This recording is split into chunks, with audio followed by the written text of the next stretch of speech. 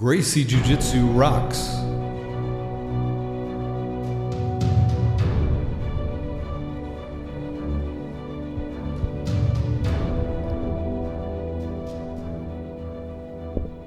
Welcome to the Gracie Jiu-Jitsu Rocks podcast, a podcast dedicated to Gracie Jiu-Jitsu and all things Gracie, including self-defense, competition, anti-bullying, women's self-defense and empowerment, nutrition, and most especially, the people involved in Gracie Jiu-Jitsu.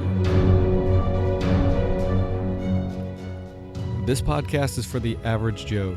It's for anyone who practices, trains, teaches, or just loves to talk about or hear about Gracie Jiu-Jitsu.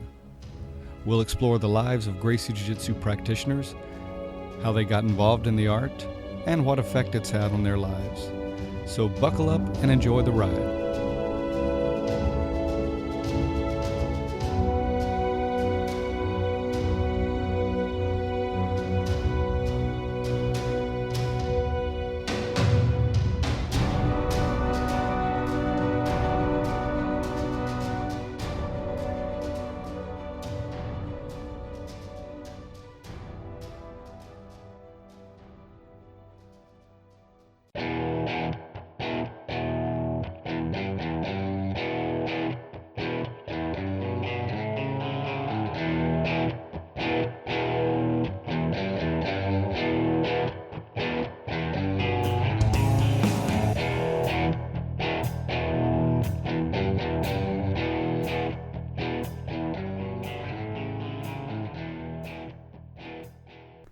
Welcome to episode 47 of the Gracie Jiu-Jitsu Rocks podcast. As always, I'm your host, Marty Josie, and thanks for listening. My guest today is Eric Silver, Rickson Gracie black belt, and owner and head instructor of Zanshin Dojo in Nashville, Tennessee. Before we get to that, let's do our jiu-jitsu quote, which is, "True strength is not always shown through victory. Stand up, try again, and display strength of heart." And that's from Grandmaster Rickson Gracie.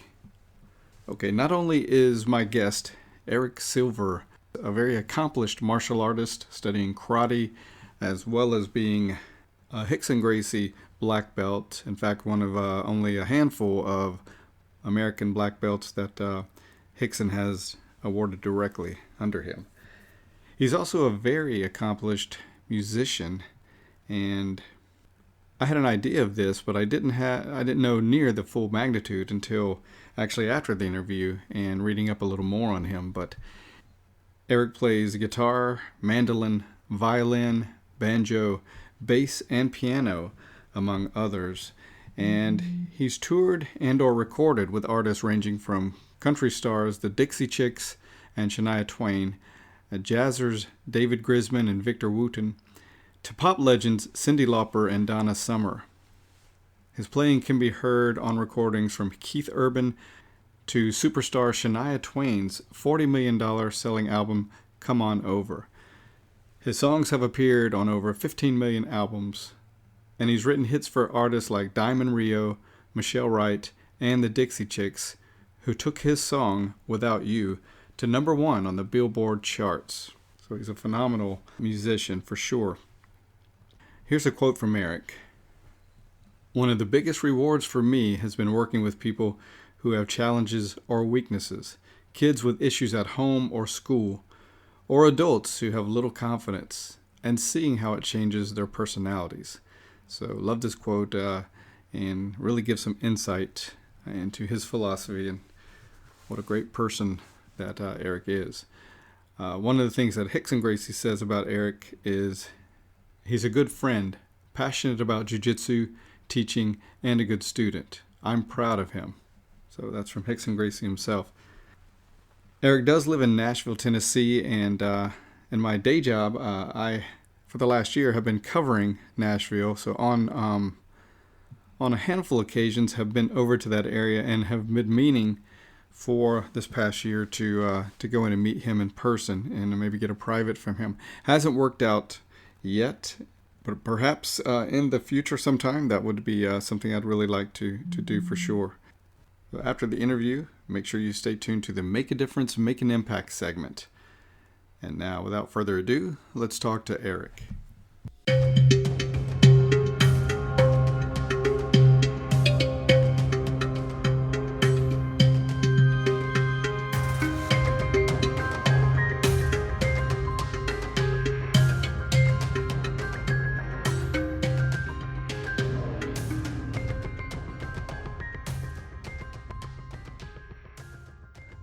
Okay, I'm speaking with Eric Silver, owner and head instructor of Zanshin Dojo in Nashville, Tennessee. So welcome, Eric. Thank you, Marty. Good to talk to you again.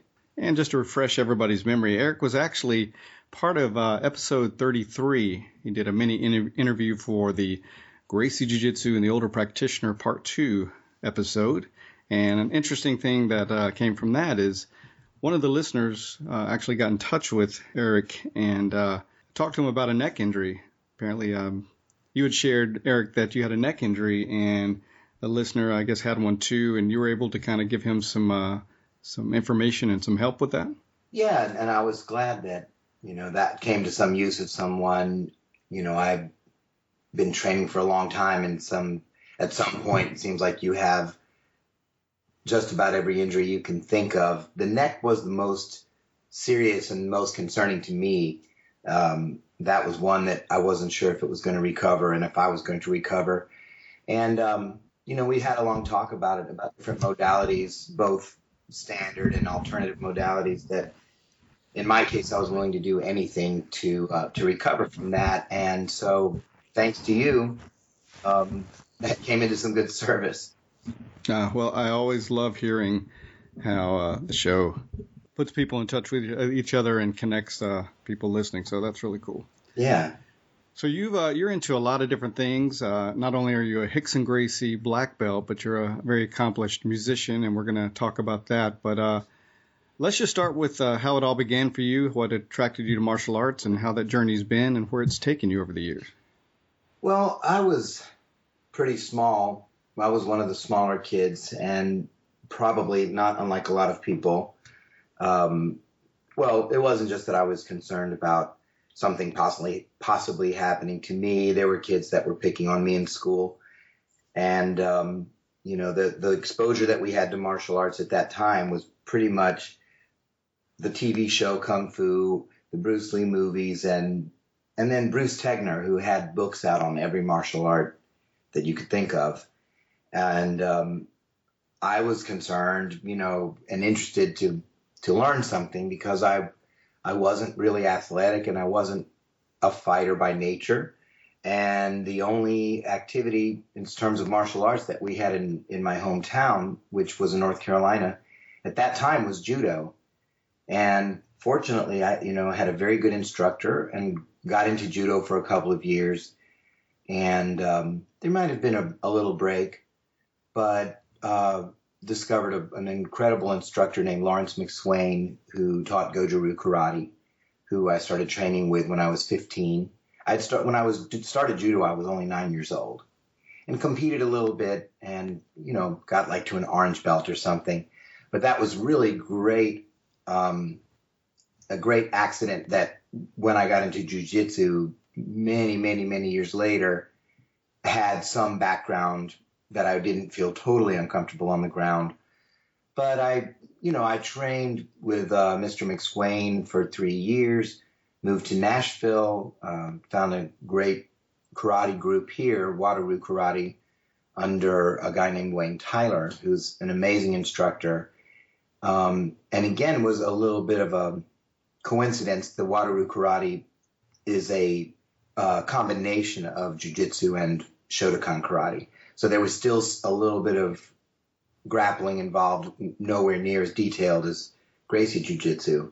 And in between, I dabbled in Aikido in different places. I was always interested in training in whatever I could find and with whomever I could find. And I had gone to Japan to train in karate, gone to London, Brazil. And before I ever started Gracie Jiu-Jitsu, I was already training in karate in Brazil for quite a while.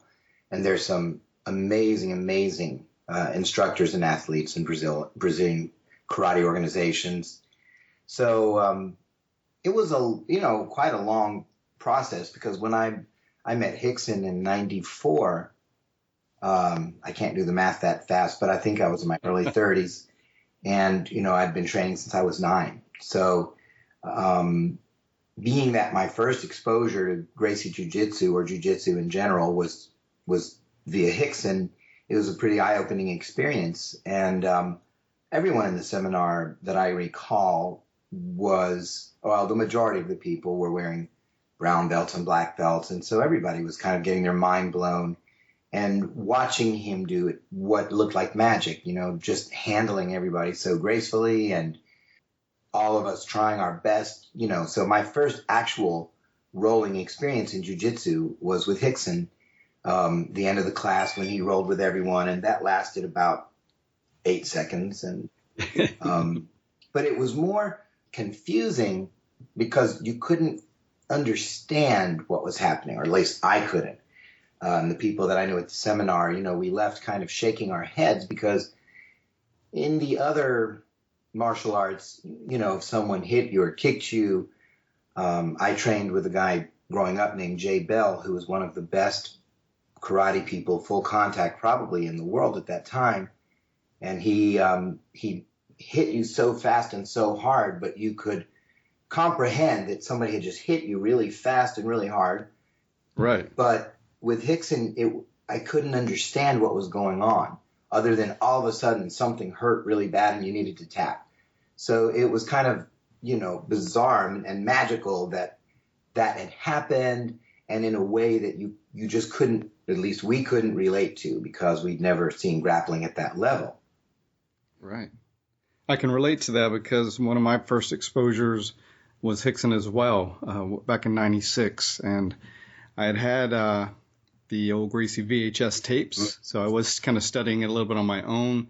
But he was the first person I went to, live in a seminar format, and really got to see it live and experience it. And it was just mind-blowing, like you said. It's just incredible. Well, in the Brazilian culture, too, the general vibe is a lot more open and not as formal, as in I had been exposed to pretty much through the traditional martial arts, through mm-hmm.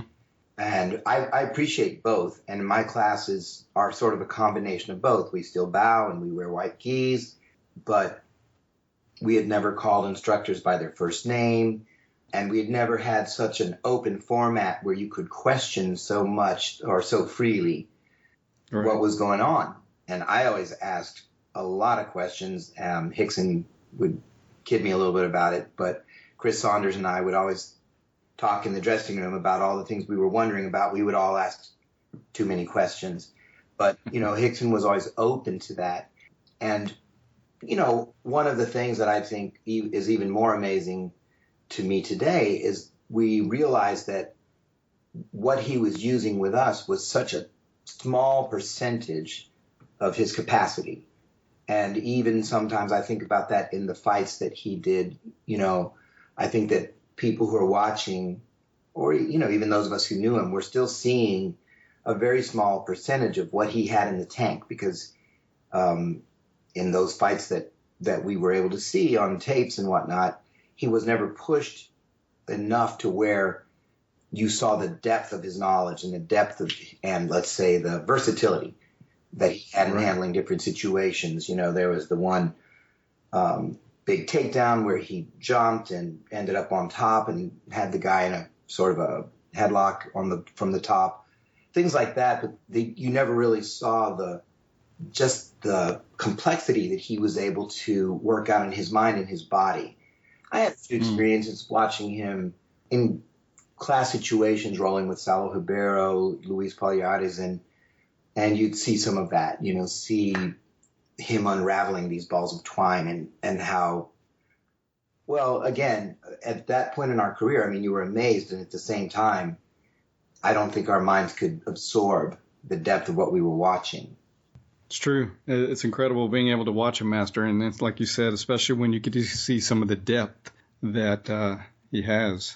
I'm looking forward to next month. I'm actually going to be up in Virginia at a seminar where Master Pedro Sauer as well as Master Rickson will be teaching. So it will actually 20 years ago since I initially encountered him, and I have a picture from that. That's just really cool to go back and see that it's going to be 20 years. I'm going to see if I can get him to sign it, and it'll be nice. Yeah, the time flies by, and I had an opportunity to roll with Pedro Sauer.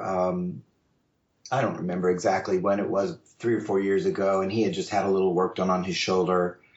And again, when you experience sort of the depth of their physical and mental knowledge, it's very humbling and at the same time inspiring, because for every move that I was thinking, he was 4 or 5 ahead. And I think going back to the previous interview, talking about the older guys that are training, I think sometimes younger practitioners who may be looking at who is the current world champion or the current whatever, may underestimate the knowledge and the abilities that some of the more mature instructors have. There's no joke. I mean, I'm just thinking about that experience in particular, just thinking, wow, this is a guy who just has had some surgery done, and I'm feeling pretty good, and all of a sudden I'm not being able to do anything that I want and pull it off with any kind of success or with any kind of consistency. Amazing. And I agree with you. There probably are some people who look at those individuals as well as other masters from back in the day that, question just how good they are compared to a lot of the modern day jiu-jitsu experts and practitioners. But like you said, a lot of what we saw back then, they were playing in the baby pool, so to speak. That's all they needed to do. They didn't need to show any of the depth they've had and how much well-rounded skills they really do have. Well, and it's hard to improve on bricks and mortar. There's certain things that just are hard to reinvent. The solid buildings, foundation, whatever you want to call it, whether it's physical structures, whether it's jiu-jitsu, I don't think it changes. And I think that sometimes, no matter what style of martial art it is, sometimes people are looking to the future for something improved and quicker and faster and more effective, and I'm not sure that exists. There's definitely nuances and details and modifications that are super valid. And but I know that my karate instructor in Brazil, Koji Takamatsu, who's 85, can still hit like a strong young man, and he packs a wallop. Elio Gracie, when he was demonstrating certain chokes to me, you're going to pass out. A great choke is a great choke, and it wasn't out of him. It was going to be in him, I think, as long as he was breathing, as long as he was alive. And I have other friends today who have had not so great things happen to them, cancer or different diseases, but they deal with it differently, and they're, as martial artists, and their activity levels seem to be higher. And, I have a guy who we've trained together for 30 years who has MS, and he still can knock you down. It's amazing, and it's inspiring. Absolutely. It really gives you so much in so many ways, and prepares you, at least to some degree, more than your average person, to face trials like that in life and things that we encounter. So, well, I think if that aspect isn't there, I mean, it's a shallow, I mean, it's not valueless, but it's a different level. I think that there are different levels that we can absorb our training. And this is something that Rickson and I have talked about a lot, because the world is changing, the climate's changing, people's attitudes are changing, and jiu-jitsu and any martial art should teach us how to deal with our lives more efficiently. One of the most famous jazz musicians, Miles Davis, said that there are no wrong notes. What matters is what you do with what you played. So if you played a note you didn't intend to, it's important what you do after it, so that you incorporate that into your new melody or your new solo. So in jiu-jitsu, if you end up mounted or you end up on the bottom of side control, it's a different situation than perhaps you would have wanted or intended, but then what do you do with it? What do you turn that into? So I try to teach the students to be comfortable in the quote unquote bad positions and how to make that something you can work with, how you can make something you can use. Rickson and I were discussing how hot it was getting in Rio the last couple of years. And he said, you know what? You got to get accustomed to sweating. What are you going to do? Stop sweating? Stop from getting hot? And so it's a mentality. It's a different way of looking at things. Not so much as the way I wanted it to be, but the way it is. So if the way is you're about to spin to an arm lock, I need to think ahead of what's going to help me be more comfortable to escape that bad position. That's great. I'm sure there's so many different things you've learned over the years from Rickson. So what an incredible opportunity you've had to have that close relationship with him and learn so much. Well, Rickson is a perfectionist, and certain people have that disease. I've always been that way in my work, in whether it was martial arts or in music. I don't mind being wrong, or I don't mind seeing that something should be better. I don't feel like I'm going to turn my paper now because it's done and I spent 10 minutes. So to me, when you do a floor technique in karate, you're trying to find that perfect execution and the perfect feeling. And same in jiu-jitsu, when you're repeating a move over and over and over, trying to find the perfect balance when you're spinning to the arm lock. And on your mind, always knowing you could do it a little better. So, Rickson and I had that same conversation. Sometime we were talking about, why does this cup of coffee taste better? Is it because the bean was ground a little fine, or the water was a different temperature? And just trying to figure out what makes things the best they can be.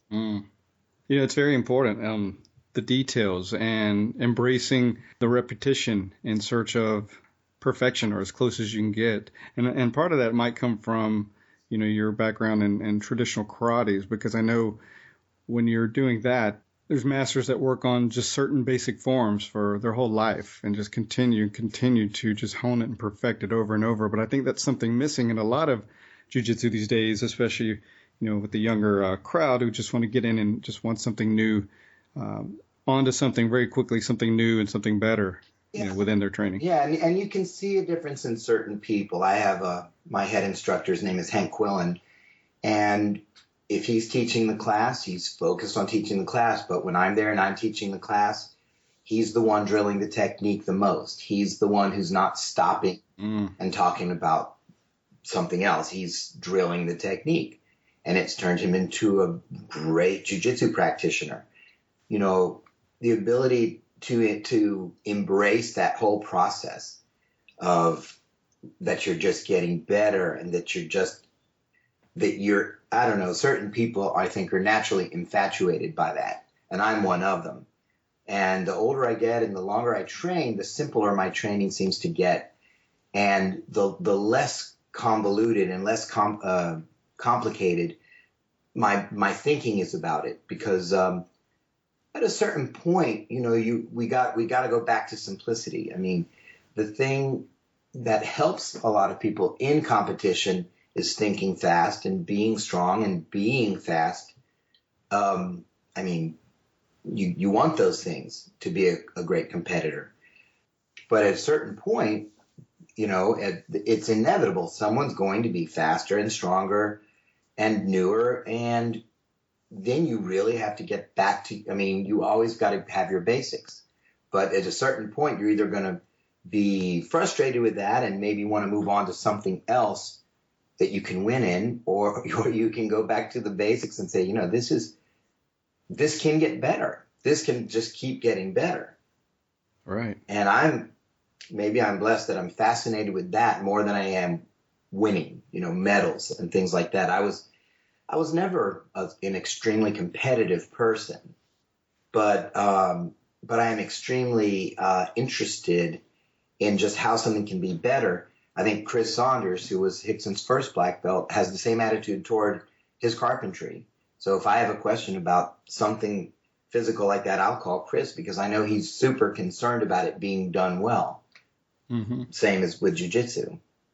That's great. So, both of those examples just in whatever you're doing, whether you're doing carpentry, whether you're washing the dishes, whatever it is you're doing in life, you can, first of all, be very present in that process. And then also be concerned with doing it the best you can. Exactly. The highest level. I mean, if you look at even the names of the martial arts, I mean, very few of the titles of the martial arts say anything about fighting. Jiu-jitsu is the yielding way. Wado-Ryu is the way of peace. I mean, the people who often were these amazing martial artists and fighters and instructors and whatnot, often, I'm not going to say everyone, but very often, the fighting aspect was maybe the farthest from the point that they were trying to get from the students, maybe from themselves. I think I always tell my students it's a side effect. If you train great martial arts, your fighting skills definitely should be going up. Right. But there may be a whole lot of other things because, thank goodness, most people don't end up having fights on the street and defending their lives. And of course, we want to have the best skills possible if that situation occurs. But if that's all you're in it for, I mean, you're perhaps losing maybe 99% of the other aspects that you can benefit from. Well said. And along those lines, that's one reason I admire that you're a musician because, and we're going to get into a little bit of your music in just a moment, but because it shows how well-rounded you are. And there's so many people in martial arts or that are attracted to martial arts who, are very one-sided in that they train to fight, they train to be tough, etc., and that's it. But they aren't really well-rounded. And whether it's music or other endeavors, when you do other things that complement it, it really makes you more of a well-rounded person. Even the historical samurai, they weren't all about learning to fight only. They were very well-rounded warriors. Oh, yeah, absolutely. I mean, one thing about big studies in life, whether it's religion, martial arts, to me, it's about having some guidelines, gives you some guidelines about how to deal with your day-to-day, with your life, with other people.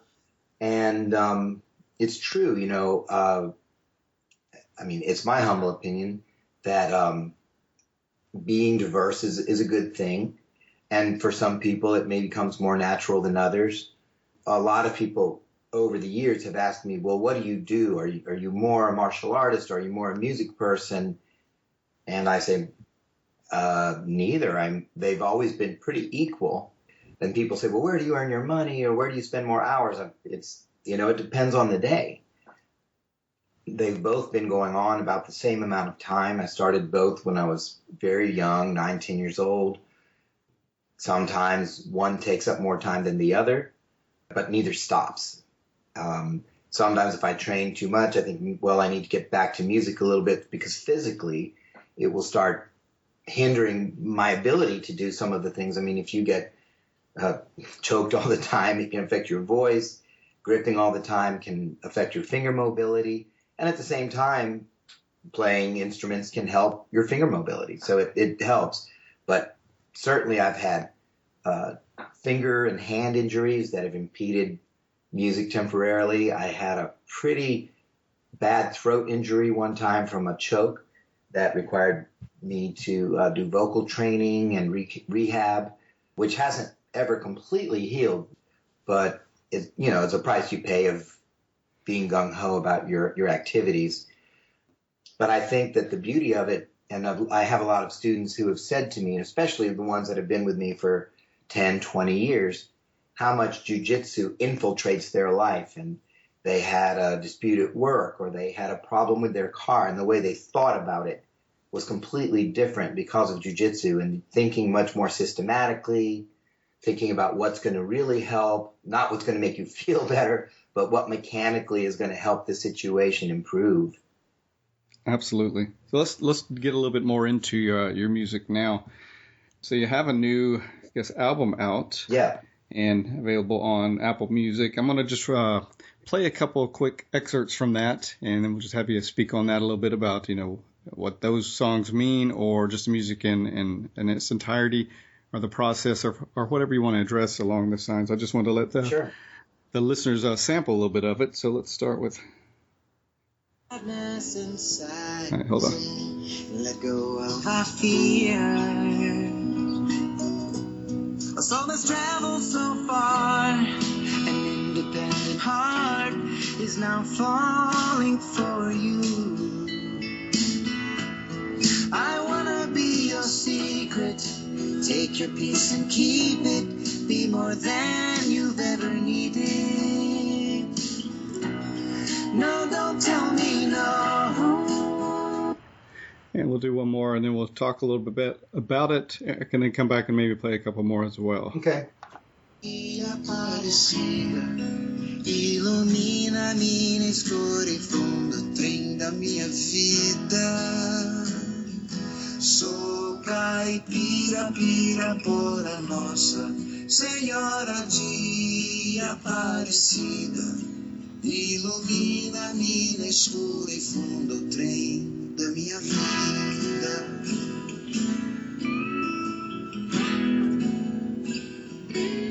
Okay, tell us a little bit about those, or what's going on with this music. Well, I had come to Nashville my late teens, 17, 18 years old, and started working in the music business, playing with different artists, touring, doing studio work, writing, recording, eventually producing. But at the same time, I had developed a sort of a sister career in Brazil. I had gone there in 1987 to play some shows and had befriended a guy named Almir Sater, who is a very respected folk singer, country singer. And the two worlds were sort of separate, just like martial arts and music. Before Facebook, not everybody knew everything you were doing in your life. That's true. And so they were separated, but I befriended a producer in Brazil named Rick Bonadio that was very, very important in the rock industry and just as a very influential producer in general. And he started hiring me to do various things on I'd say about 75% of the projects he was working on. And eventually I ended up making an album for his company, which was called Midas in Portuguese. And, it was a great situation because he let me do pretty much anything I wanted to. He said, be yourself. And that album came out in 2011. It was called When You're Here. But it's very American pop sounding, American pop music. And the rock industry started really going down in terms of sales and in terms of possibilities as far as work. And someone suggested to me, hey, you're from Nashville, and, Brazil has a huge industry of folk and country music, which is called sertanejo. And, no one has done much experimenting with putting those two things together. So the new record was the product of an experiment, which was taking really well-known songs from that genre, translating them into English and treating them sort of like they were Nashville songs, Nashville country music types of songs. And since I knew Almir and other artists who were very important in that industry, I just started calling everyone and saying, would you recommend a song to me from your career? What was your most famous? What had a lot of impact for you? And there became a lot of excitement from everybody because they all thought, wow, that would be so cool to hear our songs in English and played and with the sounds that you hear from Nashville. So I worked on that a good 2.5, 3 years. It was a lot of research, just figuring out what the songs were, which ones could suit me, which ones could work in the style that I was trying to come up with. So the first one that you played was one of the last ones that happened. It's a duet with Paula Fernandez, and Paula is someone who is something like Taylor Swift in the United States, one of the biggest musical and sort of general artists in Brazil. And we didn't know each other at the time, but Almir is someone that she really respected, someone who was sort of a mentor musically to her. And we had quite a few other friends via friends. And at first, my attitude was, yeah, she's probably going to not want to do this, but we'll see. And a few people had told her about me. I had worked with Shania Twain, who turned out to be one of her big idols. So she gave me a call and asked me if I would be willing to work with her on a project she was doing, which was 2 weeks before I broke my Achilles tendon. Oh, wow. So I had to cancel that. But to make a long story much shorter, she agreed to do it, and we talked for, oh my gosh, probably 6 months before we found a time where she had a break in her schedule and I was going to be in Brazil. And we ended up making an audio recording of that song and also a video. So that's a song that was a huge success in her career called Pássaro de Fogo, and the English version is called Firebird. So I wrote the English lyric to her song, and we ended up doing a video, and she liked it so much that she put it out on an album of duets that she did, which included Taylor Swift and Shania Twain and Almir, my friend, and myself. And we became very good friends, and she's really doing amazing things in Brazil. And the second song that you played, which is called Romaria, which in English means pilgrimage, that song is a very important song in Brazil. It's written by a very good friend of mine named Renato Teixeira. And it sort of bridged the gap between country and pop music. And I'm not going to get into too much a history lesson about it, but you can see some very similar things that happened in the United States in the 1950s and 60s, where a singer who was maybe a borderline pop, let's say popular singer, did songs that were in nature kind of country and brought that into a hipper status. And Romario, when Renato wrote it, was he was considered a sertanejo songwriter, and the song became such a hit across the general population in Brazil. It has a spiritual, semi-religious tone, basically talking about people trying to find their way through their lives, that it made the sertanejo music hipper and more acceptable. So if I sing that song in Brazil, everyone in the audience sings that song because it's an anthem that everyone knows. And Renato is a very, very, very deep writer. And I'm very grateful that I know him, because when I was putting the lyrics into English, there were a lot of things that I just couldn't understand. Some of it was just vernacular, because some of the words are very rural types of words and cowboy words that I just didn't understand what he meant. So I would just call him up and say, Renato, what are you talking about? And he helped me with it. So it was nice, because he and Paula and Almir and various people became cheerleaders for me and really gave me encouragement to continue the record, of which I think, if I'm not mistaken, 9 of the songs were classic songs. And I believe 7 of those, the original artist sang with me. So we're just starting releasing that in Brazil now. And as you said, it's now digitally available in the U.S. That's awesome. And it's just about the relationships.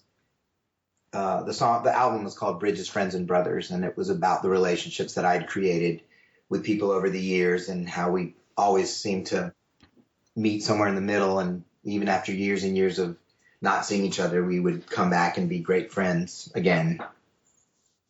Absolutely. Let's play a little excerpt from the song titled Bridges, Friends, and Brothers. Too close to clear, life and death, love and fear. And even though we've been apart, I know in my heart the miles are long, the rivers wide, oceans deep, and it's so easy to end up on different. All right. Excellent. Thank you. Oh, absolutely. It's great work, and it's even cooler learning the background of your music, and especially those particular, the individual songs themselves and how that album was done. Tell the listeners how they can find out more about your music.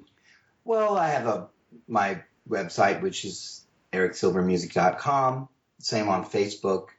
And nowadays, do a Google search, but you'll find Spotify, Rhapsody, iTunes, pretty much in any country you're going to find it. Sometimes, obviously, if you're in Brazil, the links are going to be different than in the U.S. and quite a few videos on YouTube. Sometimes I find things that I didn't myself make, which is interesting, but fans will put them up and right. Sometimes they're pretty cool. Absolutely. A few of the goals that I had in my life, one was to eventually be a black belt under Rickson, if that was going to happen. And another one was to speak another language fluently, at least one. I studied lots of languages, studied Japanese, Vietnamese, Spanish, French, and Portuguese is the first language that I'm totally fluent in. Wow, that's awesome. But, studying, being able to speak to people in their own language opens up a big door. And being able to, what I did on this project was translating very poetic and beautiful works into English. And again, it opened up a big window for me. Just if one of the artists I work with, Almir, said, if we like it, there's probably someone else that'll like it. So, I thought if that many people relate to that music, it'll be interesting to hear it in English. And I think people sort of get it when they listen. Like, it's not a country-based lyric, country meaning Brazil or the U.S. It's right. People generally think a lot of the same thoughts, no matter what nationality or religion they are. True. Eu entendo pouco de português. That's good. I'm studying it now, so I'd love to be fluent one day, but even if I get close, that'll be a major accomplishment. And it's a very big country, so, just like the United States, if you're in the Northwest and then you go to Southeast or go to Rio, the language is very different, but yes, it opens up a lot into the way people think when you can speak in your, in their own language. Absolutely. Helps you enter their world. So you mentioned a black belt from Rickson, and that was always one of your goals, and you indeed accomplished that goal. And correct me if I'm wrong, you're one of only six or seven black belts that Rickson has awarded. I think I'd have to write them down. I think directly from Rickson we were about 8 of, I should say, at least of the American guys. Okay. There's some that I'm not. Maybe not aware of, but the guys that I know personally, I believe I counted about 8 of the Americans. When I started, there were really about 4 to 5 of us in the East. There was Alan Manganello in Kentucky. Brad Hatcher was in East Tennessee. We're in central mid Tennessee. A guy named Joe Diamond up in New Jersey, and a guy named Kerry, I believe it was King, in Florida. And wasn't too many. I mean, that was pretty. Oh, Dino Costeas, he was in Chicago, just remembered. And, of those original guys, we did a lot of our belt testings together and or at very similar times. Of my original group, the ones who got their black belts from Rickson was myself and Dave Arnbeck in Minnesota. And, to be honest with you, in the later years, I wasn't as concerned about, if I was getting the black belt anymore, because I stayed a brown belt for a long time. Rickson had, at that time, moved back to Brazil. So I ended up being a brown belt for about 7 years. And I was okay with that. It got to where it was fine. And then when he came to Nashville in 2009, and we had a huge seminar here with about 200 people, he promoted me the day before the seminar. But he did it in such a nonchalant way in my living room, told me that he was promoting me. And I said, wow, thank you. And he said, don't thank me. You did the work. And he went back to watching television. And I was taken back a little bit, like, wow, that just happened. Because I was okay with it, whatever was going to happen. And it's a bit of Rickson's personality not to showboat, not to make a big deal. I mean, if you go back and watch the Pride fights, whenever he won, you never see anybody so calm and so nonchalant about the fact that they just won their fight. So you know, he would face four directions, bow, and everybody would be freaking out for him and hugging him. And, you know, I'm the same way to a certain extent in my personality. In 2001, I had a #1 song that I'd written for the Dixie Chicks called Without You. Oh, wow. And when that song went to #1, it was a huge deal. But in the same time, it was sort of like, oh, well, just another day. Because in your mind, at least in my mind, I thought of my whole career, my whole life that I'd had before that wasn't winning something or wasn't, you know, some big moment like this. And in retrospect, it is a big moment. You know, it's something that doesn't happen every day, doesn't happen for everyone. But there's a book that I keep on my bed that I've read several times called The Tao of Pooh. And it's an attitude of life as related to Winnie the Pooh. Right. And there's an excerpt in there that I often share with my students when they get their black belts. And to paraphrase it, it says that, you know, don't live your life only for the moments where you have an award or where you win something, because there's huge gaps in between where that's not happening. And so if you only have joy in your life when you're winning, then it's so sparse and so much time that you're not enjoying or that you're not happy. So if you can be okay with the times in between and appreciate the times when something special happened, then you can enjoy the whole ride. So true. And I feel like that's something we kind of lose on. You know, we've become reality show based and everyone wants to win something as opposed to necessarily doing the work and being in it for the long haul. And as we talked about earlier, kind of enjoying that whole process. Yeah, it reminds me of it. You know, we're used to this peak moment after peak moment after peak moment with reality television. But what you're saying reminds me of a book, George Leonard, called Mastery. Yes. When he talks about the plateau, and, you know, goals are important, but it can't be just striving to achieve a goal or that feeling when you've won or reached your goal. It's when you're on the plateau or your daily life, that's what you got to embrace that and make that the essence of your life as well, and get a lot of joy out of that, and find enjoyment and passion in doing the daily grind, so to speak. Yeah, it's, again, you know, I think it's a gift if you naturally have that tendency. And something that I've noticed over the years of teaching is that certain people may come into your class or your world who are exceptionally talented. We'll keep it in the terms of martial arts. And those people I've found often stay with us the least amount of time, because sometimes I'm not sure if it's a boredom factor or it's a complacency factor because it comes so quickly. There are other people, even like I would include myself, who are not particularly gifted where I could see the technique once and then do it and it would be great. But I have, and I've seen this in other students of mine who came in very normal, very much, you know, struggling like a normal person does to learn a technique.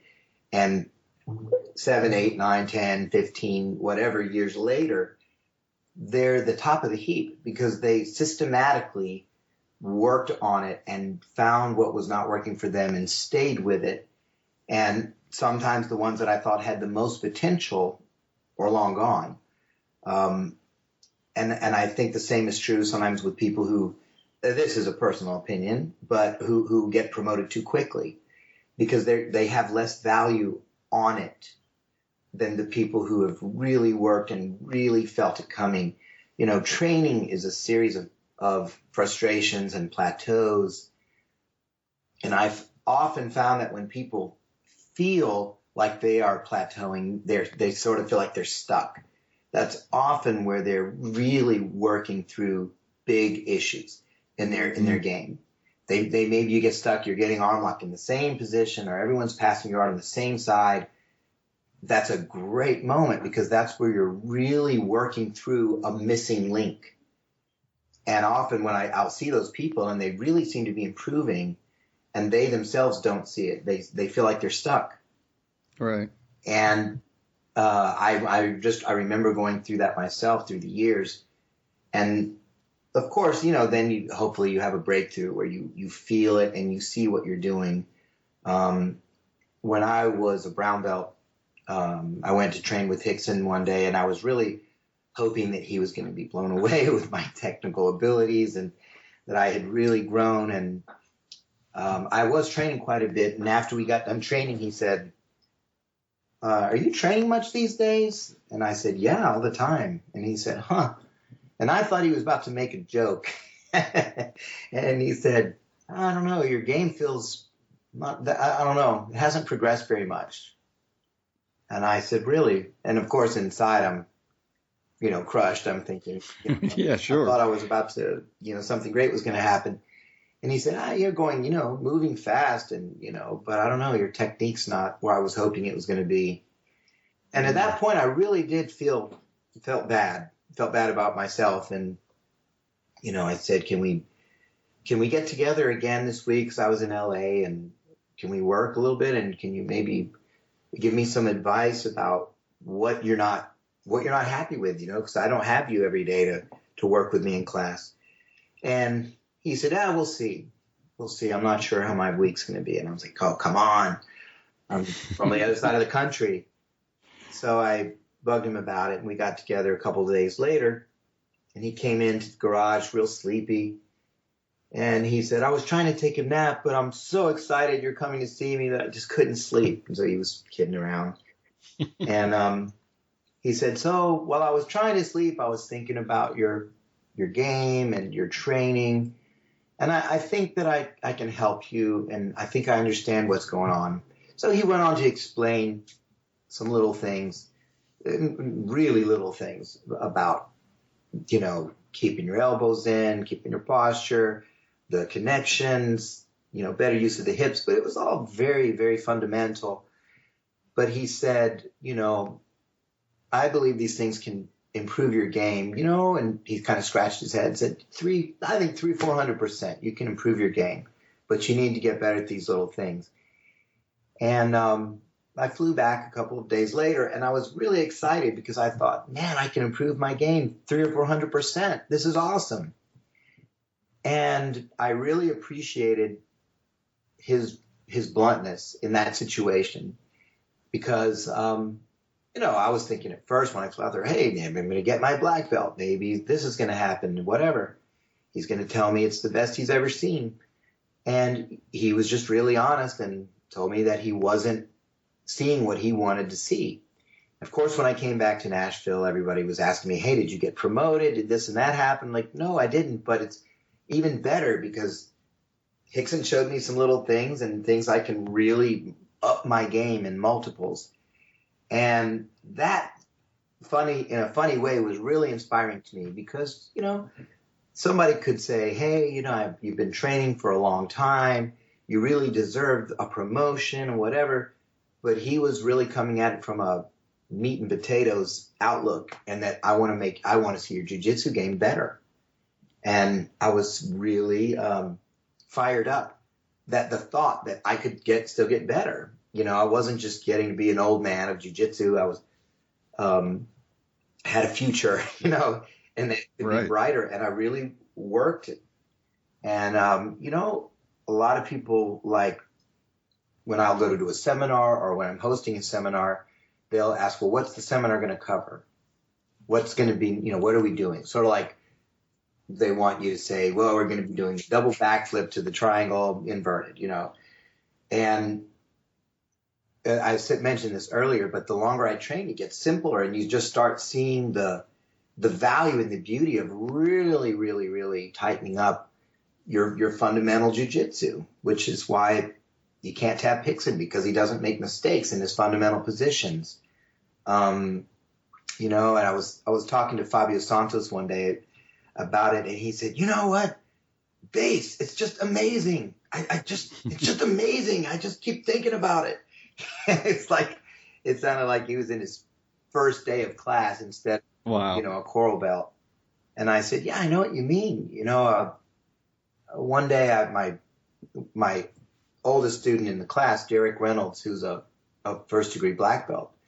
I was demonstrating base against him, and I said, I'm going to, push, and he's going to resist. And as I pushed, he really got into his base, and I kind of hurt my shoulder pushing. And I said, man, this is wild. You just hurt me, and I'm trying to move you.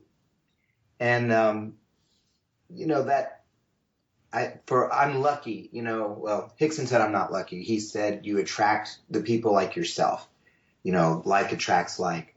Mm-hmm. And I have a school in Georgia, and I have a school in Ohio, and us in Nashville, and everybody has that same just sort of kid in a candy store about just getting the basics and firming up how solid things can be.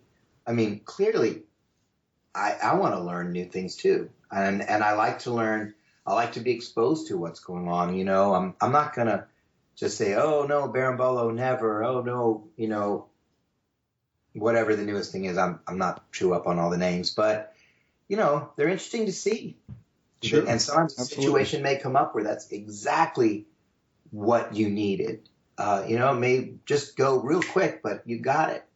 And I had the opportunity to train with Marcelo Garcia several times, and we'd be rolling, and suddenly I'd stop and be thinking to myself, what is this? And he'd say, why'd you stop? I'd say, because I've never seen this position. I'm just kind of taking it in, like trying to figure out where to go. And, information is information. It's all good. You take what you need and you just disregard the parts that don't apply to you. Sometimes I'll get a big person, maybe tight hips, and they can't do a triangle. They can't pull it off, with much efficiency, especially on people that are big like themselves. And, say, well, maybe that's not going to be your most used technique. Let's learn it. And then you're going to find something that works great for your body type. I have pretty flexible hips, and there's certain things that I could do that other guys couldn't do.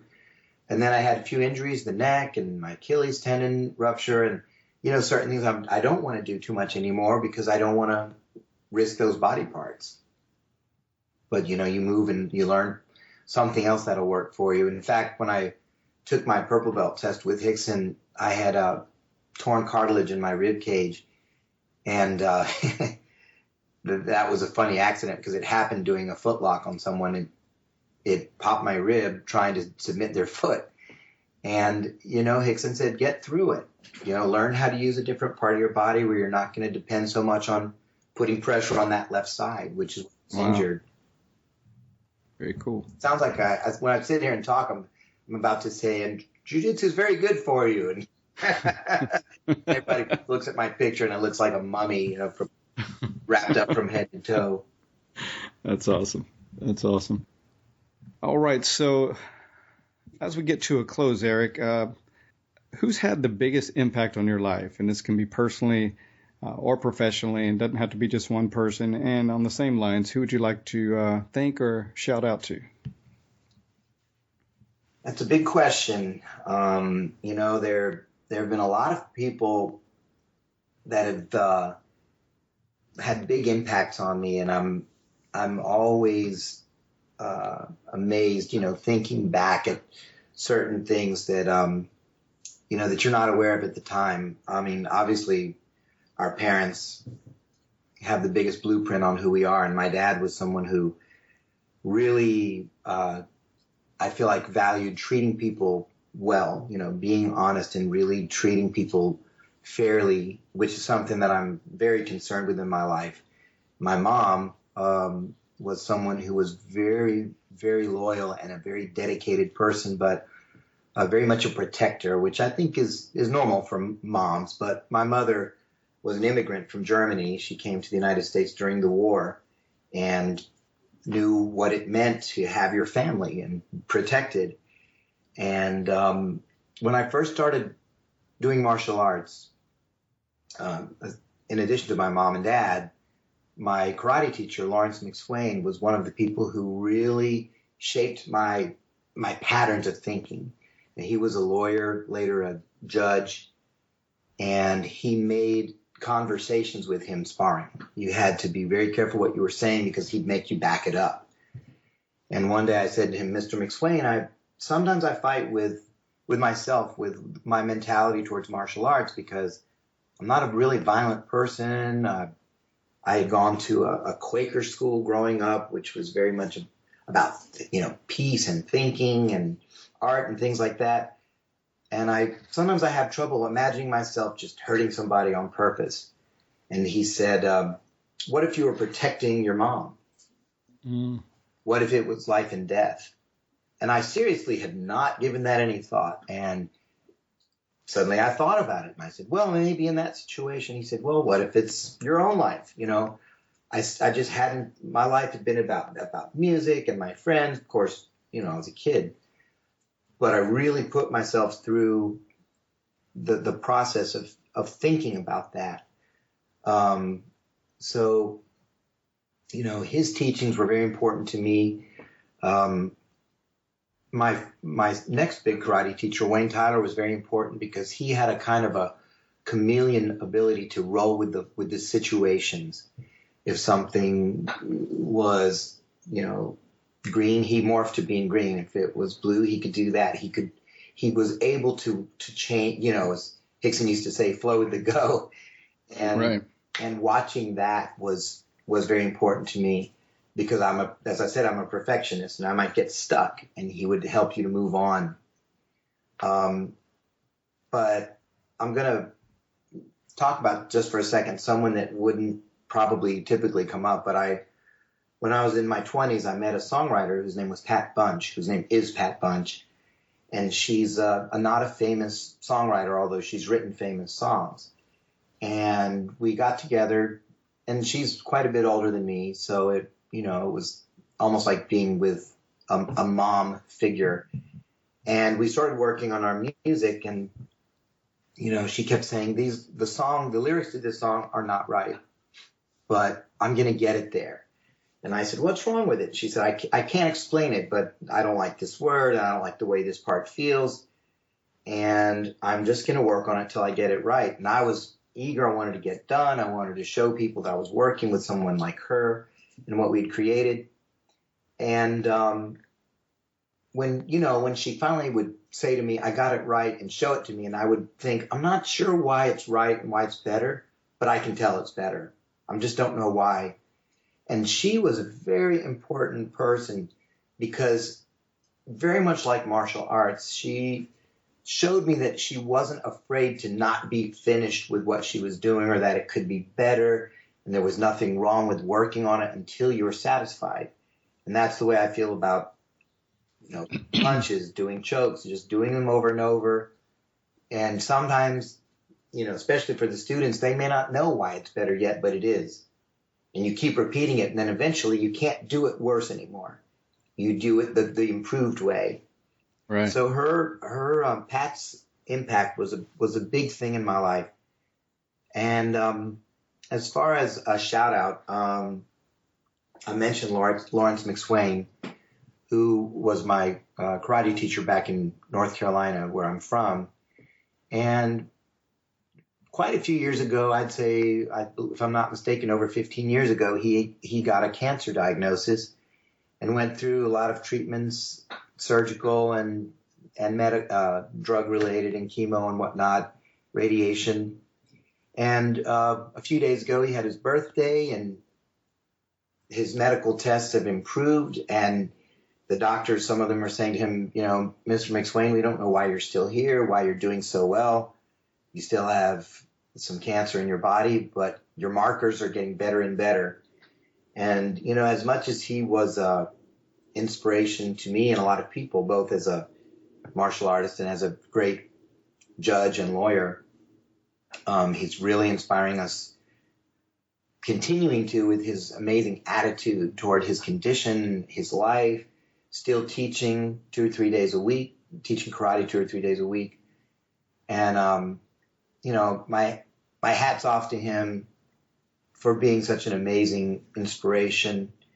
And, and of course to Rickson, who continues on the mission of putting great jiu-jitsu in the world. And, one thing with Rickson that I know from knowing him personally and also from, some things that he'll tell you during seminars and whatnot is that his vision of jiu-jitsu now and before, I believe, is much bigger than just himself. The fighting was a way to show people and viewers that this worked. And something that he and I've talked about a lot is, you've got to be bigger than yourself. Not everything's for your benefit and for your pleasure and for your personal growth, but you're giving back in a way that, we're blessed to be able to, because we got these great tools and these great pieces of our life that we can share. There's nothing that gives me a greater pleasure than, looking at my students getting better, submitting me, throwing me, whatever they do, that I'm like, wow, that's amazing. You got it. You learned how to do that. You're giving me a hard time. This is awesome. And I find great joy in that. I went to the Naga last weekend, and I was just thinking, man, when we started, we were the only school here that was doing Gracie Jiu-Jitsu, Brazilian Jiu-Jitsu. And now you look around and there's, hundreds of people in this tournament. And I'm thinking, that guy is a student of this guy who was a student of that guy who was one of my first students. And it's pretty cool. It's a really cool feeling, to know that you played a little part in that. Absolutely. You literally started the ripple that spread through the whole area. And it sounds like you've had some just incredible influences in your life and in your martial arts journey. And now it's got to be gratifying to turn it around and be the one that's giving back and being that positive influence and motivator for others, on their journey. So that's much respect, sir. Well, my friend Almir that I mentioned earlier in Brazil said to me one time, you spend the first 50 years of your life asking God what he's going to do for you, and then you spend the next 50 trying to figure out what you can do to give back. Well said. Well said. Well, I want to say a big thank you for your time and your insight and sharing your journey with us and letting us know a little bit more about you, Eric. Thank you so much, and wish you continued success. And again, thank you for being a great example of not only an accomplished martial artist, but a well-rounded person living a full life. So we all need more examples of that. So hats off to you, and thank you so much, sir. I appreciate it, and I want to invite anyone, if they're in the Nashville area, come and see us. We're right downtown on Church Street, and we have a great school down in Perry, Georgia, which is just south of Atlanta, which is Zanshin South, and we have Zanshin North in Franklin, Ohio, with Andy Workman. We'd love to meet you guys, and it's always great to spread the dream. Absolutely. What's your website? Our website is ZanshinDojoNashville.com. Z as in zebra, ANSHIN, DojoNashville.com. Perfect. Well, again, much continued success and much respect, and thank you so much, sir. Thanks, Marty.